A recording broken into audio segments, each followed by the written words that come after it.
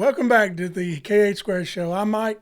And I'm Kenny. And we got another great episode for you tonight. We have the great retired Chief Ranger Shane Petty with us. Welcome to the show, Shane. Thank you, brother. So a lot of people know who you are in the community, but for those that don't know who you are, I think you had 36 years as a Chief Ranger. Is that correct? Well, 36 years with Tennessee State Parks. Okay. A couple of about 34 years with that was actually commissioned. I worked a couple of years in college as a seasonal ranger, but I've been with them for about 36 years. Okay, awesome. And for the people watching that doesn't know, what is a ranger? A ranger is somebody that, we use the phrase, wears many hats. Right. When we're dressing up, we wear the Smokey Bear hat, but we also have a maintenance hat. We have a law enforcement hat. We go to the same law enforcement officers as the county deputies or the city police officers here in Columbia. But we're more natural resource law enforcement. We're also medics. Many of us are EMTs. We do wildland firefighting. Okay. From that end of it, we're more of natural resource managers. We manage parks, the facilities, everything that's on it. We may be out one day rescuing somebody on a trail, and the next day we would be building another trail. So when I say many hats, we have a lot of hats in the trunk. Oh, yeah, that's for sure. And what park did you start at? Do you remember? I started at Cedars of Lebanon while I was in college, and it's an internship. Right. So worked there just doing interpretive and recreational programming for visitors, campers, day use people, and realized I knew early on as a visitor to Henry Horton State Park. I met a horse-mounted ranger when I was about 12. Told my mom, I know what I'll do for a living. Hey, that's great. A lot of people don't know. I'm very blessed. Age. I said, man, they will pay you to ride a horse. Yeah. And so I stayed pretty focused.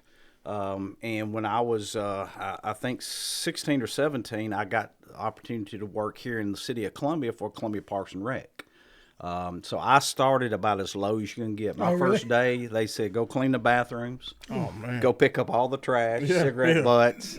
And then when you get finished doing that, go weed eat everything. Oof. And so I did that for several summers. I did that. There were a ton of young men in city of Columbia, Murray County that worked. I actually have a Facebook page called Ronnie's Raiders. And Ronnie Norton was the director for about 28 years, and he shaped a lot of young men. Really? Wow. So which a lot of them don't get now, No, really don't. But still, I still see a few young men every now and then out there doing it. So I try to run them down when I can and let them know they didn't know they were a Ronnie's Raider, but they are now. Yeah. So back to the Ranger. How many did you usually have in the state of Tennessee? When I retired, the last 25 years, I was chief ranger for the whole state, and I oversaw 250 rangers. Okay. Now, since I left in 2022, Governor Lee has really expanded, done a great job of adding a lot of state parks, and I'm not sure the exact number, but it may be close to 300 now. Dang.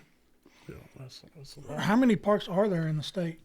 That I can't keep up with either. 'Cause they keep adding them. I was teaching at the police academy, and I tried to meet. They had about 10 recruits, and I tried to meet them today. And the one girl said she was trying to be the park manager at a new park. I hadn't even heard of it. So I tried to keep up with all the new rangers. I can't even keep up with the new parks. I think they're at 62 right now. Wow. So it has really jumped up, and it may be a little higher than that. So what's the biggest state park in Tennessee? That is arguably, a lot of you get all the rangers in the room, and some of them will argue. Yeah. The biggest one is Fall Creek Falls. Kind of is up there around 30,000+ acres. Wow. Frozen Head State Park up around Brushy Mountain. Yep. It's pretty close to the same area. Natchez Trace, not the Trace, but Natchez Trace State Park. They will claim to be bigger than them, but a lot of their land is TWA and forestry land. So, but they just try to use that. You talking about Natchez Trace? I actually got a funny story on that one. I think I was about 11 or 12 years old, and I'm from Mississippi originally. So my parents, we used to drive to Mississippi taking the Trace every time. and you know they got the Indian mounds. Yes. And they had a restroom in front of it. But you know it's pitch black out there, and the bathroom was on the opposite side from the road. And my parents, we went to the use the bathroom, and I went to the bathroom. My parents got back in the car, and I guess just waiting on me. When I come outside, the car right there, and I'm like freaking out because I couldn't see my hand in front of my face. It was so dark, and you know I started crying a little bit. I was like, "They left me. What's gonna happen? They left me." My dad come back laughing at me, saying, "Well, yeah, we got you." And I was like, "Oh man, never again."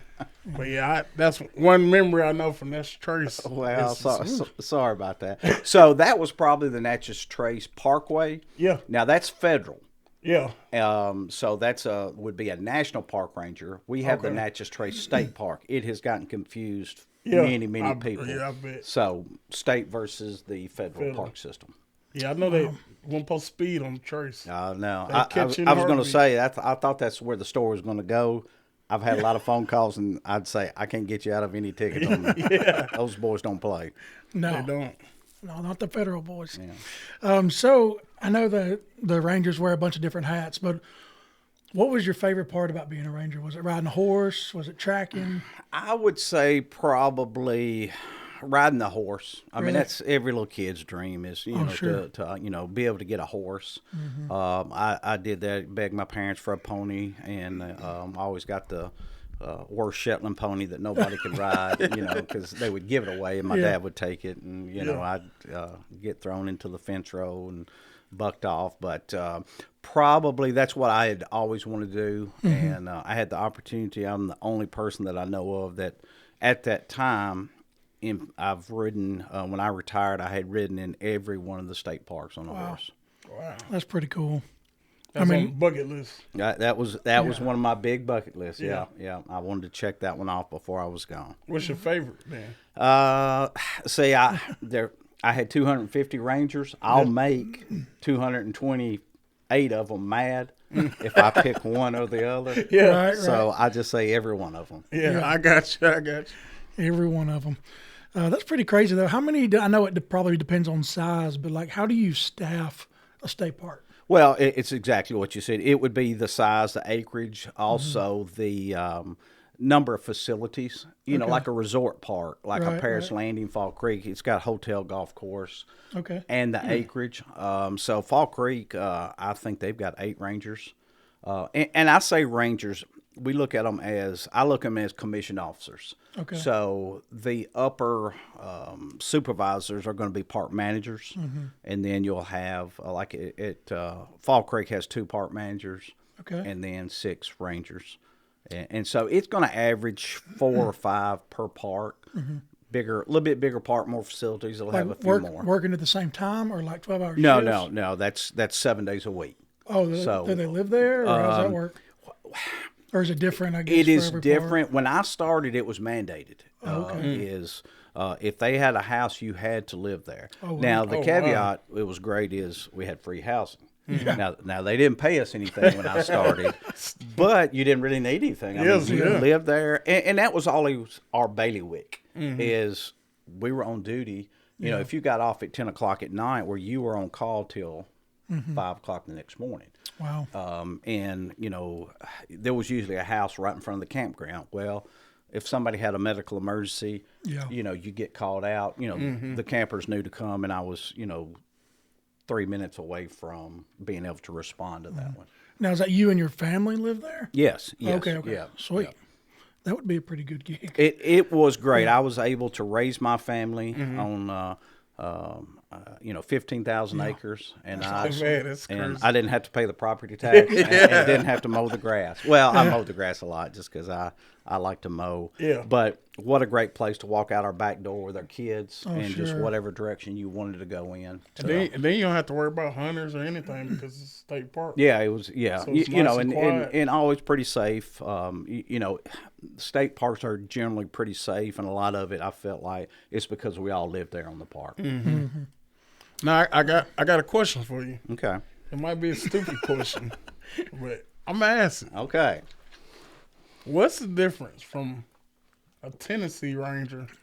compared to a Texas Ranger, like a Walker Texas Ranger. Eyes of a ranger, the unsuspecting stranger, had better know the truth of wrong from right. We're a lot cooler. That is Yeah.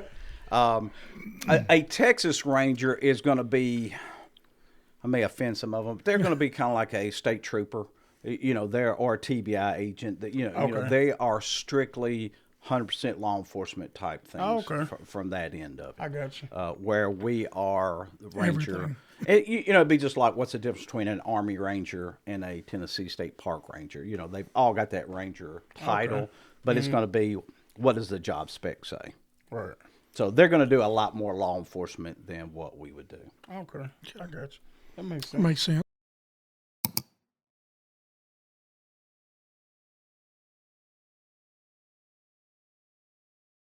I know that you have had a few dogs in your career. Tracking dogs? Yes. Okay. Let's talk about that. Do you remember your first tracking dog? Oh, yeah.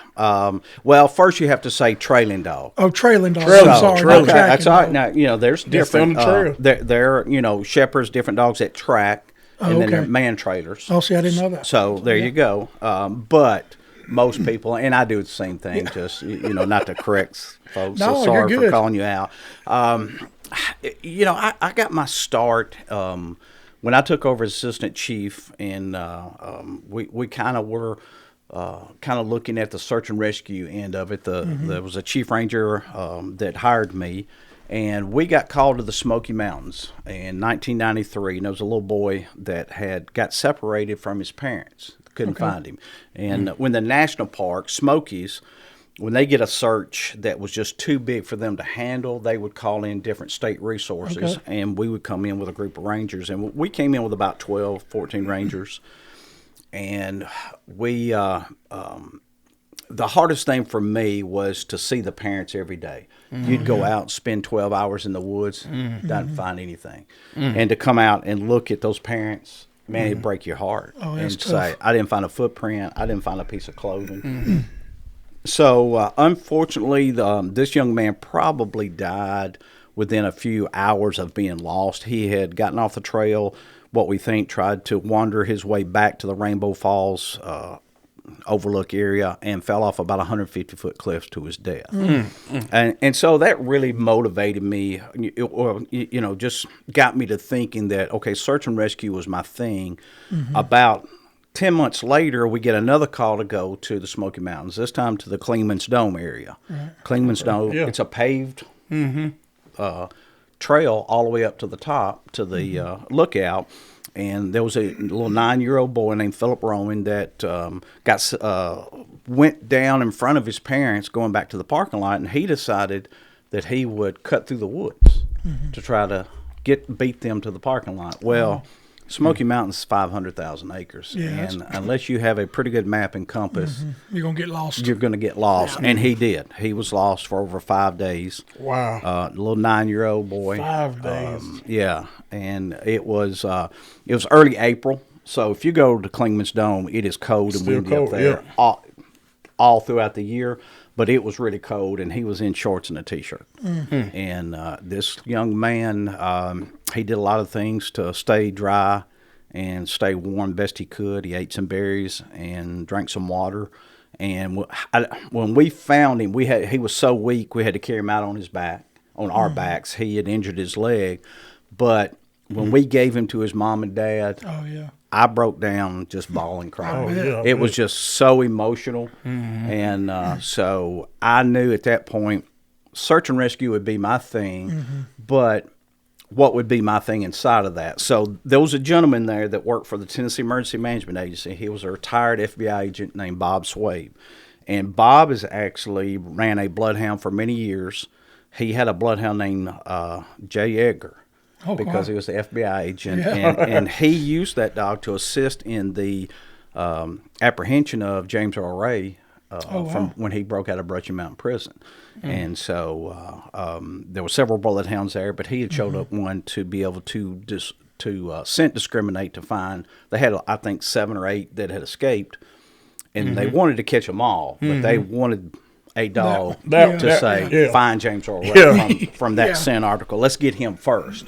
Right. So Bob got me on my first search there in the Smokies. And then I told him I wanted to go deeper. I wanted to go into dogs. I'd always have a love for dogs. My parents, grandparents had beagles, foxhounds. Uncles had coonhounds. And I just had a love for hounds. And so he got me my first bloodhound from Brushy Mountain Prison. Wow. Wow, that's a pretty unique cool. story. So her name was Addie. And I think it was about 1993 or about 1994, right in there, around those searches is when I got her as a pup. Oh, wow. That's pretty cool. And how long did you have her? I think she lived to about 9 years of age. Bloodhounds don't have a long lifespan. 10 years is usually a long lifespan, Right. and their working span is even smaller. Yeah. So I've probably been through about 20, 25 dogs in my career. Wow. So just because when you get one, 3 or 4 years of age, you better have another one coming in behind them if you're going to keep doing it, because you Yeah. don't know what could That happen. makes sense. So basically, that's your favorite dog. At all dogs, or, Yeah, or do you got a dog at home? I've got a lab that I'm training now for cadaver work. So let's say you have a cold case that you think a body is buried somewhere. So they train those to alert, just like a drug dog would alert on drugs. A cadaver dog will alert on a decaying decomposition cool. of a body, or if you have one that's possibly drowned, and we'll train them to do that. Man, I bet that's It- difficult. That's pretty cool. It's a very interesting science, Yeah. to be able to do that, to see that dog. But the bloodhound, I don't know if I'll say it's my favorite. Now, you could put a room of 100 canine officers, and every one of them are going to argue for their breed. Yeah. But my mic drop would be, I've made 288 finds with my canines. So it's hard for somebody to argue Hard to with argue me. that. Yeah. Now, I've done it for 35 years, so I should Yeah. have a lot of fines. Oh, should. yeah. But I was very lucky. When I came up, I had trained, I had this pup, and I trained it every day. I had a gentleman that was a retired colonel with the Air Force, and he would come to Henry Horton about 3 days a week, and he would leave a scent article on his truck, and he'd go off in the woods. He had trained bloodhounds his whole life, and it would force me 3 days a week, and he would start out, don't come looking for me for 2 hours. Then it would be 6 hours. Then he would say, I'm going to go out there for 12 hours. He would go out in the woods and sit for 12 hours, read a book, and I'd come up sometimes, he would be asleep. He was 85 years old or something, and I thought he was dead. He was taking a nap. That's pretty neat. But it really forced me to really, really hone my skill and Yeah. really, really get good. And so I don't know, I made a mistake. I asked a highway patrolman one time, I said, hey, my dog's ready. If you get somebody, DUI, and they take off running, won't you call me? Call me. Yeah, you call know me. who they are. Yeah. You got there. You'll go get them tomorrow, but let me go chase them. And I did. And they called me the next night, and I caught them. And the next week, I caught that one. Wow. And the next thing you know, I was really the only canine around this area at that time. Since I've been in law enforcement, if we needed a canine, it was called Shane Petty. Well, I've spent a lot. I've driven from Chapel Hill to Murray County on many, many occasions. Yeah. Let me ask you this. So, on your findings, when you going out to find people, and you talk about that one story where you had 12 rangers with you. So, you got 12 looking for someone. What's the radius of one ranger? How much area are they covering between the next person? Well, really, Kenneth, it depends on what type of search. So what you're kind of thinking out would be a grid search where we would go, elbow to elbow or 5 feet. That's actually the last type of search that you do. Oh, okay. One of the first ones you go, now when we go on a search, we don't look for the person. We're looking for clues. So this little boy that we found named Philip Roman, I'm going to give you all a real quick search and rescue Yeah, test. go for it. This was 1994. True or false? Michael Jordan, arguably the best basketball player there ever was. Arguably. Not arguably. Okay. It is. Yeah, we already said. Yeah. He True or false? He helped us find this little boy. I want to say true. I said Okay. true because So he's a big basketball player. So So what probably do you had some think? kind of clothing. He gave us a bunch of money. What do you think? He came out there and looked. What do you think? How Clothes. did he help us? Clothing. Okay. Shoes. Shoes. So when we interviewed the parents, he was wearing a size 7 Air Jordans. So they actually went to a store. They got a size 7 Air Jordan, photocopied it. And so every team that went out got a packet. You're looking for this little boy, but you're not looking for the boy. We hope to find him, but you're looking for a clue. And what had happened, a national park ranger found where he had stepped over a log and left just a little bitty portion of that shoe, not much. And they were able to determine he was in here headed downhill. And they brought our team in. And so at that point, we start doing a grid search. But when you're just out looking for somebody, you're trying to get a direction of travel when you don't know where they may have got lost. They didn't know on Klingman's Dome. They didn't know where he got off the trail. So they send out what's called clue-conscious hasty teams to try to find a track. And so you bring in trackers that have had a lot of experience in that of trying to determine and being able to track him, find that one little track over that log, saved that little boy's life. Because if we hadn't have found him that day, I don't think he'd have lived another day. He was he was injured and he was very hypothermic. Yeah. That's an awesome story to be able to tell. To find somebody that's just lost. Yeah, it's pretty that's cool. cool. I mean, after you had, seen the parents before that lost a child in there, and to have the reverse of it, then I that just kind of motivated me. Oh, sure.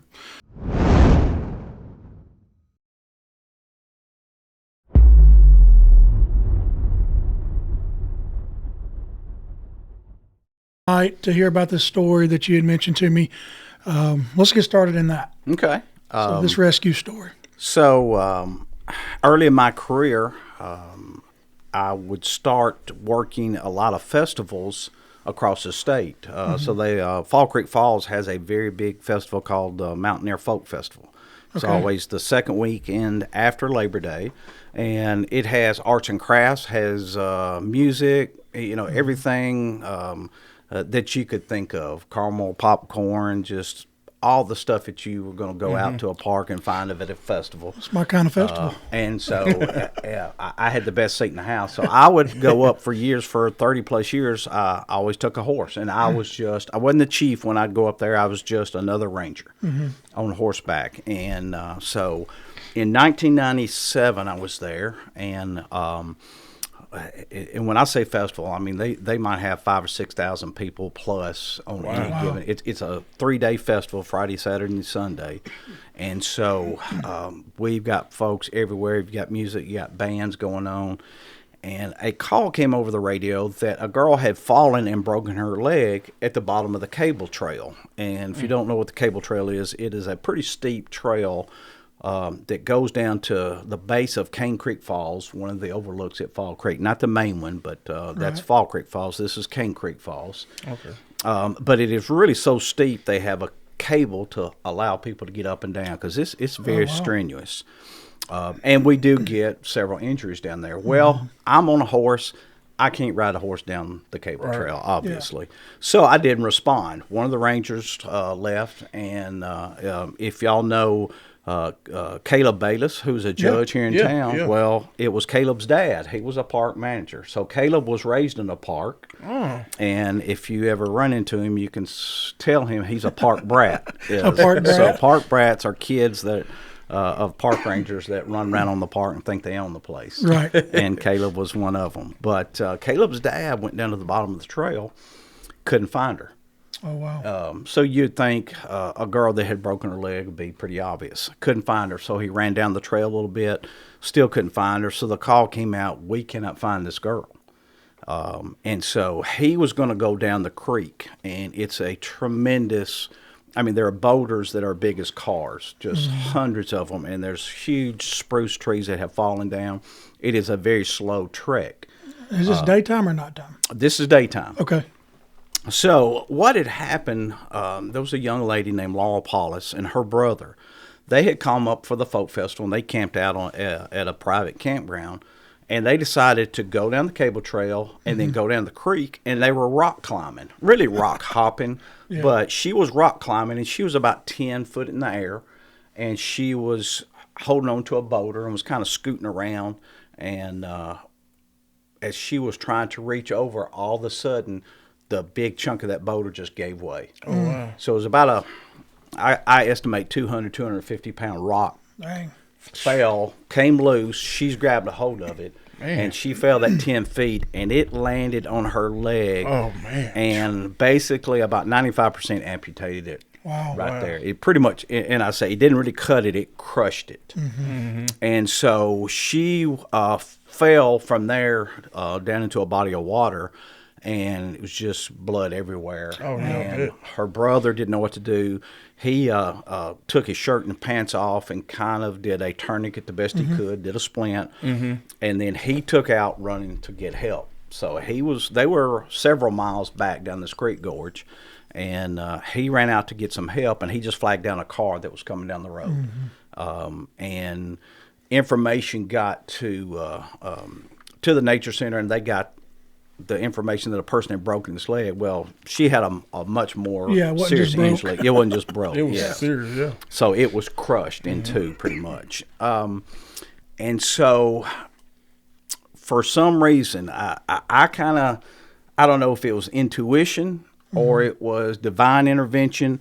Something told me to go down there and help them search. I don't know what it was. I knew I couldn't take the horse, but here's what I did. I got there on the horse. I knew I couldn't go down the trail. So they were in the bottom of the gorge, but on top of the gorge, about 200 feet up, was a trail that ran along the creek drainage called the Paw Paw Trail at Fall Creek Falls. So I got on the horse, but I was in EMT school, so I grabbed my EMT bag. Right.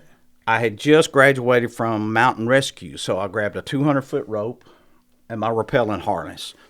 There is nothing that ever trained me to do that. There's nothing that ever said take a rope and a rescue and an EMT bag on the back of a horse. But just something told me, what if? What if, yeah. And I would ride the trail. I'd stop, get off. I would look down, see nothing, ride a little further, stop. And one of my stops, I looked down, and I could see her. Wow. About 150 foot down. Wow. So I tied the horse to a tree, got on my climbing harness, put my EMT bag on, and I rappelled down to her. And it was probably the most out-of-body experience I've ever seen. Really? She was in a pool of water, and it was solid red. Of course, she had lost enormous. By the time I got there, she had been laying there for about an hour. And her brother had just got back, and I looked over at him, and he was there in hiking boots and his underwear.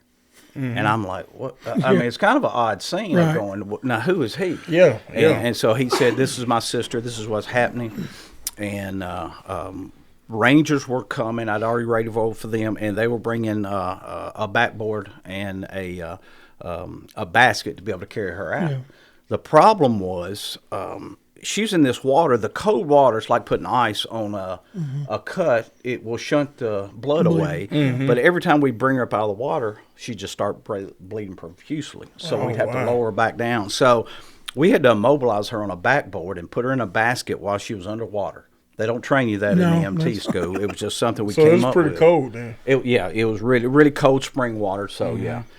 Was she not hypothermic by that point? Or? She was, but that's probably what saved her life. Yeah, yeah. It was. I mean, the festival was in September, so the weather temperature was warm. Right. The water was cool, but it wasn't cold. Dang.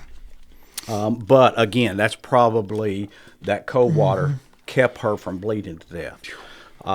And it wasn't like nowadays that we can call a helicopter and hoist them out. We didn't have that in the state. So it was, we got as many employees as we could. And actually, I mentioned Caleb. Caleb was on this rescue. He was probably 9 years old. That's awesome. And he was one of the first ones down there with his dad. And so we just made the decision that we've got to load her up and go. And I had a ton of gauze and trauma pads in my EMT bag, and I took everything I had to stuff into her leg cavity. Her femoral artery was exposed, and it was you could tell exactly where the blood loss was coming from. I just kind of had to hold on to her femoral artery the whole time while we carried her out. Wow. Could you not put a tourniquet on her leg, or was it just all crushed? There was nothing there. Nothing I there. mean, it was hanging on by It's crushed. threads. Yeah, it was just crushed. I mean, it was. I hate to be so graphic, but there was just not much left. And so this girl was very ashen. She didn't have a good look to her, and I knew there was no way we would be able to get her out of this gorge and keep her alive to be able to stop the blood flow. Wow. And when I talked about earlier the boulders and the trees, you know, it's one thing to carry a bag. It's not easy to carry somebody out in a basket on flat ground. You doing those boulders, or you have to carry them up and go down. yeah. And every time we would manipulate the basket, you know, she would bleed a little bit more. Dang. How many Rangers did y'all have with y'all at that moment? It was Rangers. It was Rangers kids. We had lifeguards. The first gentleman that the brother got a hold of was at a company picnic.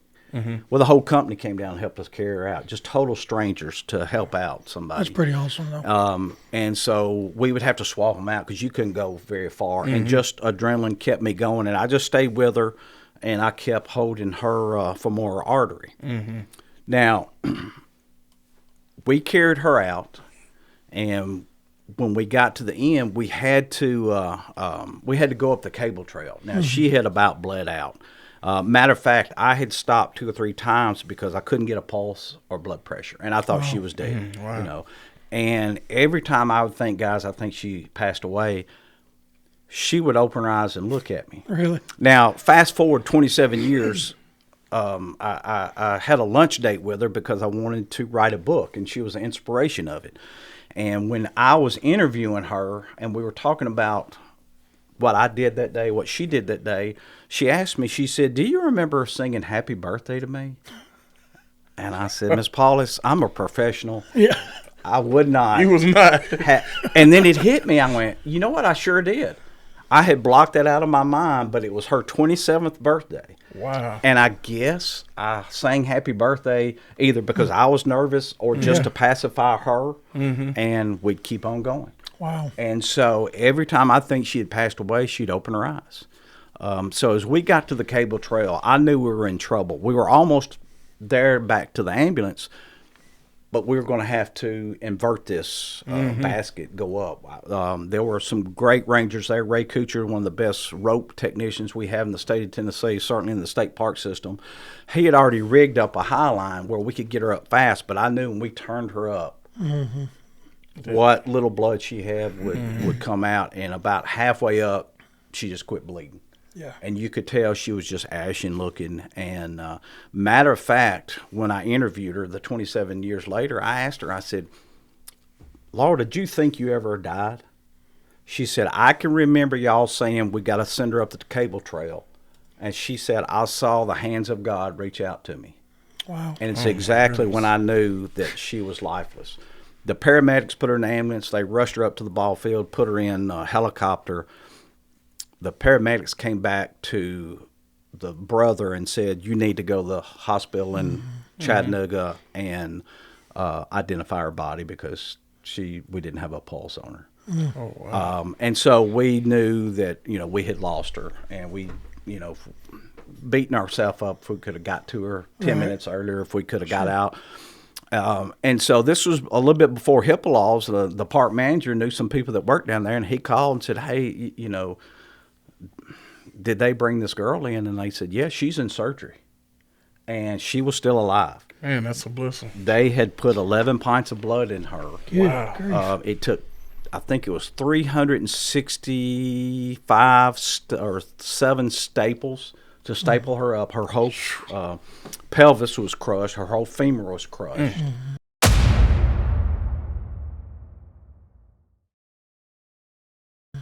She had to go through multiple surgeries over the years to replace her hip several times. Yeah. But I couldn't believe it. So the next day, instead of working the I got up, I worked the festival, but instead of driving back home to Chapel Hill, I drove to Erlanger Hospital with a horse behind me and a horse trailer. Just because Yeah. I thought, there's no way this girl survived it. There's no way. I saw her. She was not alive. And so I met the doctor. He took me back there. I met her dad, and I looked at her, and I said, that's not her. Because she was so gray and in her ashen blood. that the day before. Now, I mean, she was just this beautiful, dark, tan human being that all the blood was back in her body. That's cool. And I mean, it was it was a miracle. I was like, there's no way that girl survived that. Dang.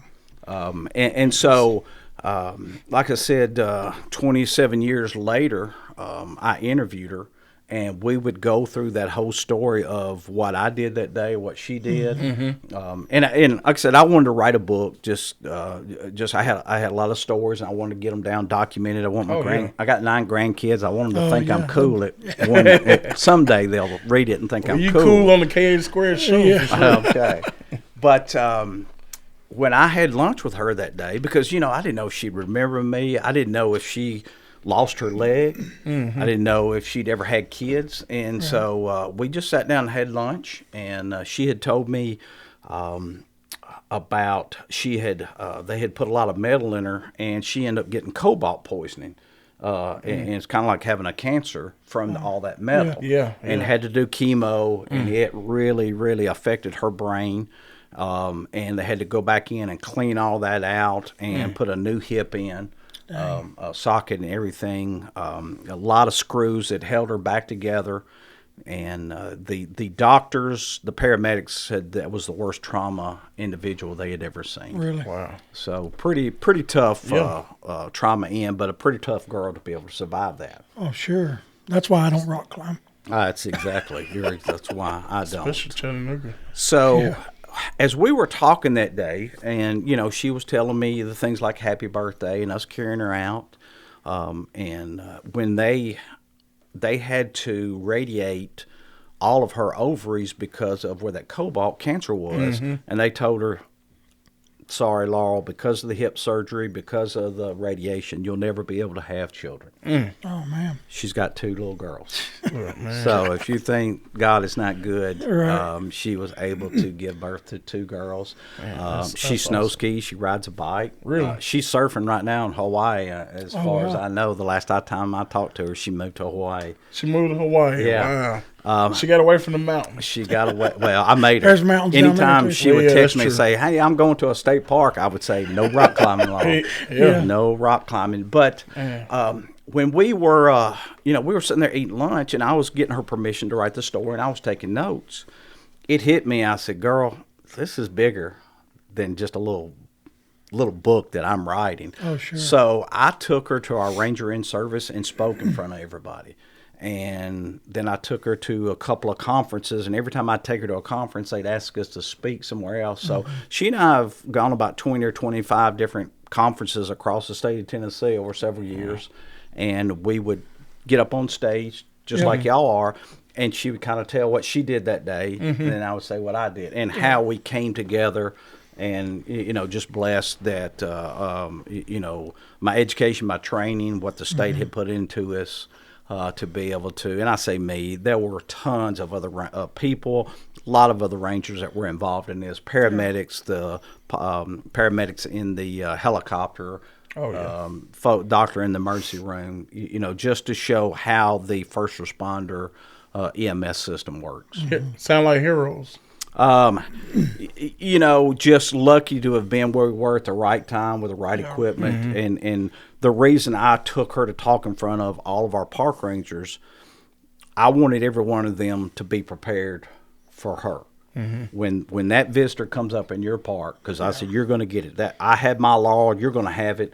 I want you to be prepared. Yeah. Because if you still look at my kit today, I've got more trauma pads than you can ever imagine, just because of that one girl. So, and it is why I'm still very fortunate to be involved with the Tennessee Law Enforcement Academy and teach a class called TSAR, Tracking, Search, and Rescue. So it's looking for those clues. So we teach people to man track. We teach them how to manage a search and rescue over a multi-day. And then the last year we have added a rope rescue. So we do a level 3, which is a rope rescue class, and a lot of that is because of that rescue that we did at Fall Creek with Laura. I think they should be mandatory for any law enforcement. Like, you need basic rope. Yeah. For sure. Well, you know, and it's a tough skill. It's one of yeah. those you've really got to know it, and you've got to practice it continuously. Stay on top yeah, of it. Yeah. Man, that's a heck of a story. Yeah, it is. Very lucky, very blessed, and she allowed me to write a book, and it's called "In the Arms of an Angel" is her chapter in there that we able to put her in there and allow me to drag around the state, and got to meet her family over the years, and just That's pretty neat. Very That's great. blessed that That's great. that you're able to change somebody's life. For sure. You did that. That's a story that'll always stay with you, and then it'll stay yeah. with anybody that hears it. And your 9 grandkids. Yeah. Yes, I know yes. for sure you a cool Well, granddad. We'll see. We'll see. Well, I know they think a lot of you. I saw a video on Facebook the other day where you had sent them off ahead and had your trailing dog Oh yeah. and found them. When they show up at the house, they don't get a free ride. If they're going to come to my house and they're going to eat, they're going to work. Yeah, they gotta work. My kids, when they would get off the school bus, it wasn't go do your homework. It was Right. put your books down and go lay a trail. Yeah. So, I raised my kids that way, and now the grandkids. I mean, that's exactly. sure what they love do. it, though. Oh yeah, they enjoy that part of it. So, but it's and I don't discriminate. If you come to my house, Yeah. and I say, "Hey, I'll cook you a hamburger," but guess what, big boy? Yeah. Hit the Go woods. walk. You got to go lay a trail. Anybody, when the folks come to my office, I say, "You got a little time?" Yeah. I'll make them go in the woods because any handler. Good for your dog. Yeah. Yeah, they want to. You want to train their dog. You want somebody that's come in that's a different scent, Right. And you want to be able to work that dog on anybody. So my job now is I'm operations chief for Maury County Office of Emergency Management. So if anybody comes to visit up there, I'm gonna make them run through the woods before they leave. Yeah. Well, I'm glad you work in the county we're in. Yeah. It means a lot knowing that you're there. If we have an incident, we can call you. And Well, I'm probably one of the most blessed individuals. When I retired, I said I'm done. I'm not getting called out anymore. And I had always helped the emergency management office here in Maury County with my canine and different things. And I just stopped by to have lunch with them one day. My mom's 96, still lives here in Columbia, and I'll come over several days a week to check on her. That's great. And I'd go over and have lunch with the guys. And Jeff Hardy said, "Look, if you're going to come over here every day, every week, and interrupt us, yeah, might as well. I need to put you on the payroll, and get something out of you." And I called my wife, and she said, "What are you doing?" I said, "I think I just got a job." She said, How long were you retired for? I made it a year. A year. I made it a year. I fished almost every day for that year. That's what I'm talking about. I started making sourdough bread. It stressed me out so bad I got shingles, and so I wasn't a very good bread maker, but I was a pretty good fisherman. I caught some pretty good fish. But what got me was, I don't know if y'all know Tony Nichols. Tony's a detective over in Marshall County. Yeah, I've heard of it. And Tony called me one night and said, "Hey, I know you're retired. I don't care. Get up out of bed, get your dog. I've got a missing 88-year-old Alzheimer's patient." And it killed me to say, "Tony, I don't have a dog."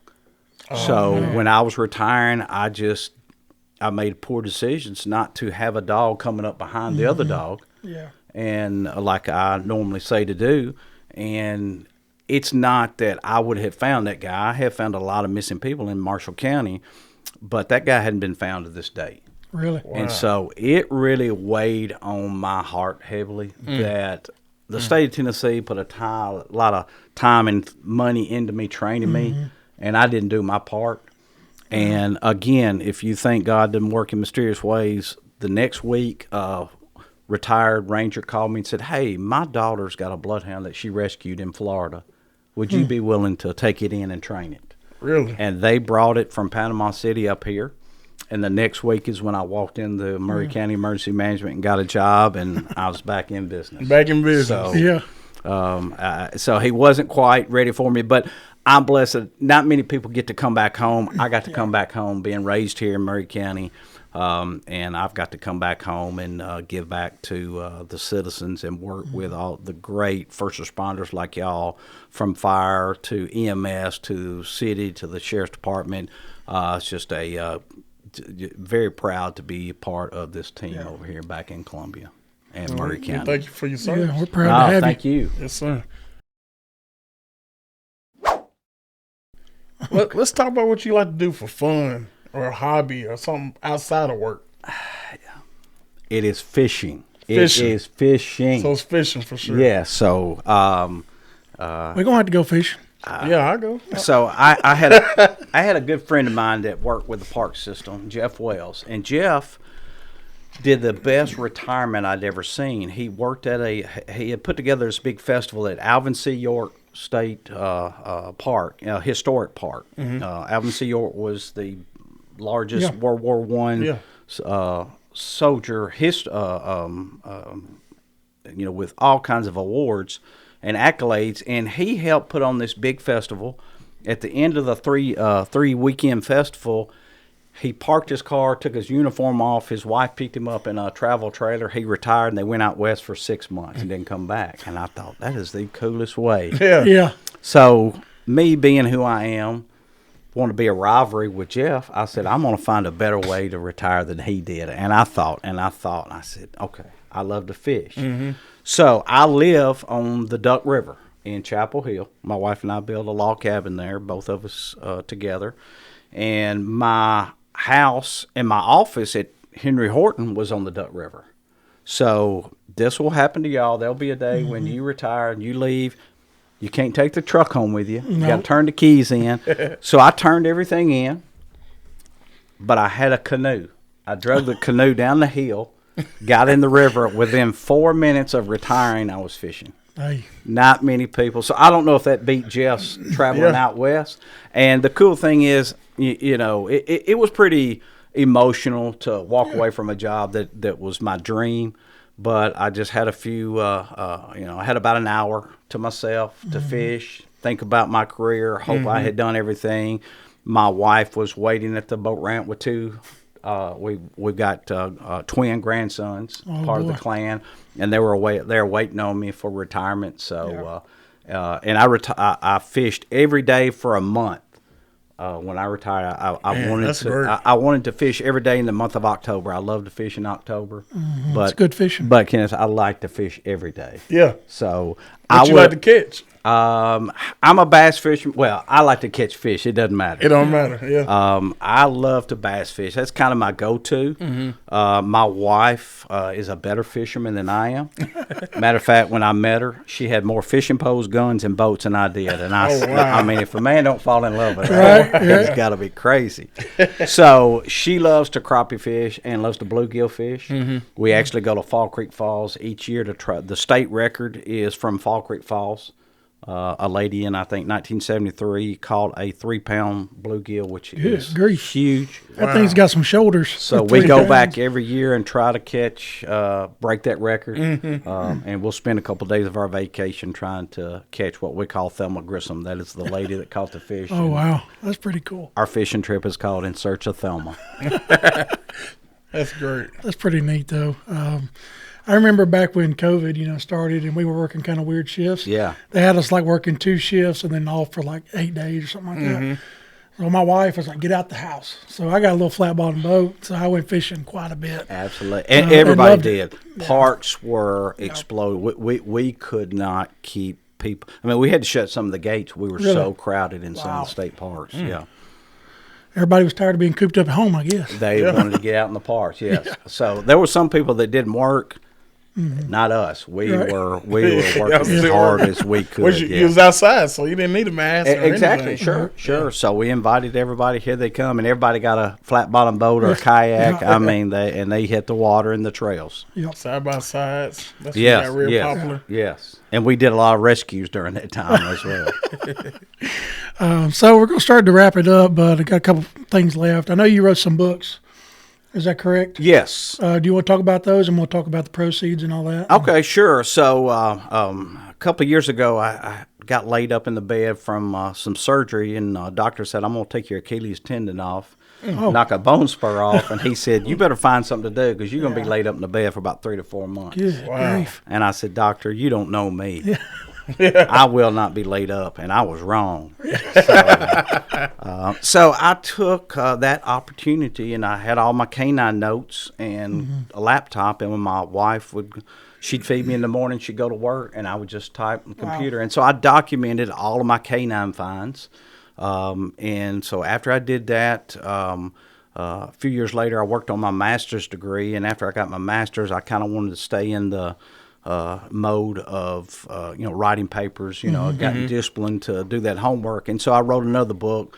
The first one is called Lost and Hound, and it's just canine searches that I've done all across the state, Middle Tennessee mainly. And then my second one is So God Made Rangers, and it's just on rescues like Laurel that we did across the state. And I didn't do it to make money because I'm certainly not a writer. You can I did what's called self-publishing, so you can send a company money and they'll print anything that you write. And so if you read it, people will agree I'm not a writer. But again, I just wanted it documented that it was down, and some interesting stories. But I don't make any money off of it. In 2022, right after I retired, I got a phone call, and I've worked heavily with the Tennessee Highway Patrol in my career. And one of the upcoming star pilots was Sergeant Lee Russell out of West Tennessee. He was in Marion County working a case for a missing person, and he and a detective, Matt Blancett, were flying low and around Chickamauga Lake and hit a power line. And they crashed to their death. And it was just something that crushed all of us across the state of Tennessee. And I went to the funeral and to see his 2 kids there. So when I sell my books, all the proceeds go to his kids. They have a college fund set up for them. And so he was such a great person that he would have done something like that for me. And so both of my books are on Amazon, or somebody who runs to me in Murray County. I can sell them one just because that's, Amazon gets a chunk of it. But if I sell it to them, that's more money that I can send to the family. So, and give me the names of the 2 books again. Sure, it's Lost and Hound. Lost and Hound, and So God Made Rangers. Okay, God Made Rangers. All right. And that second book is the one about the rescue. Yes. It was all just rescues that we did. I mean, it's probably got 30 different rescues that I was been on in my career. The last one that I had, that we don't have enough time, I'd have to come back again and do another story. But it was my last rescue or last search that I did, and it took 246 days to solve. Wow. And it just bothered me. I did everything you can imagine to look for the person, and we finally found them, but I'm not going to give it away how we did. We'll have to say we'll have to get the book. I'm not a reader, but I'm going to definitely read. Okay. I'm going to buy them and read. Well, my books, I'm not a writer, so anybody can read my books, I promise. Well, man, I thought that was great. Well, thank you guys. I appreciate you. I am probably one of the most blessed persons in the world to get to do what I wanted to do from a kid, and a career that took me all over to do a lot of experiences. And I tried to be the best public servant that I could to the citizens of the state of Tennessee, and now do the same for everybody in Murray County. Well, that's awesome, and we love and appreciate everything you do for our county, especially. But before we leave for the night, wanted to ask you a question. So here it goes, Kenneth. I feel something coming here. So for any law enforcement people that may be watching this, or people going into law enforcement or state parks, wherever, when I went to the police academy, we had a nickname for the state park guys. Well, I was there teaching today. And, we would call them, well, I didn't pick them, but, sure. But people would call them tree huggers, stuff like that. What is your rebuttal? What can be ammunition for the Well, I was there at the academy teaching there today. Yeah. This was my 30th year as being an adjunct instructor. And so I asked the ranger, I said, what do they call you? And they said, Squirrel Chasers. Squirrel Chasers. So I don't know if y'all know Danny Fleming. Oh, yeah, Danny I know Fleming Danny. works at the Office of Emergency Management. I've known Danny. I've known him my whole life since Yeah. I was probably in the 4th grade. He's a good man. Danny was my EMT instructor. Did great, just so much for this county. Whether it was Scouts, he worked, with EMS for almost 40 years. Worked with Vanderbilt, Life Flight. Now we're blessed to have him in our office. Well, if you know Danny very well, he's going to give you a nickname. There's not. There's people in this county. I don't know their name. I just know them as a nickname that Danny gave them through EMS. And so he nicknamed me Squirrel Sheriff. Squirrel Sheriff. So you'll hear him around to call me Squirrel Sheriff. But my title was Chief. I retired as Chief. And I'm going to give y'all one guess. What do you think my grandkids call me? Chief. They call me Call you Chief. Chief. Yeah. I was too young. I said, I can't be Granddaddy. Yeah. I'm not Paw. I'm not Peepaw. That's great for somebody else. It wasn't for me. Yeah. So they call me Chief. That's pretty Great. awesome. That's great. Well, thanks a lot for coming on the show. Guys, We greatly thank you. appreciate it. I appreciate what thank you y'all so are doing. much. Thanks for highlighting things in Murray County. Oh, And appreciate what you do and wish you the best luck in the Yes, future. sir. Yes, sir. Thank you, my friend. Thank you, buddy. Yes, sir. Kenny, you got anything else? Yeah, we just thank you for everything you told us, and we had a great time listening. Good deal. Good All right. deal. So keep Well, on. guys, make sure you like and comment and share, and please subscribe to the channel. It helps us. We keep pushing out new and better videos and higher status people such as Chief Shane Petty here. Yep. I hope you all have a great night. This is the K Square Show. We'll see you next time.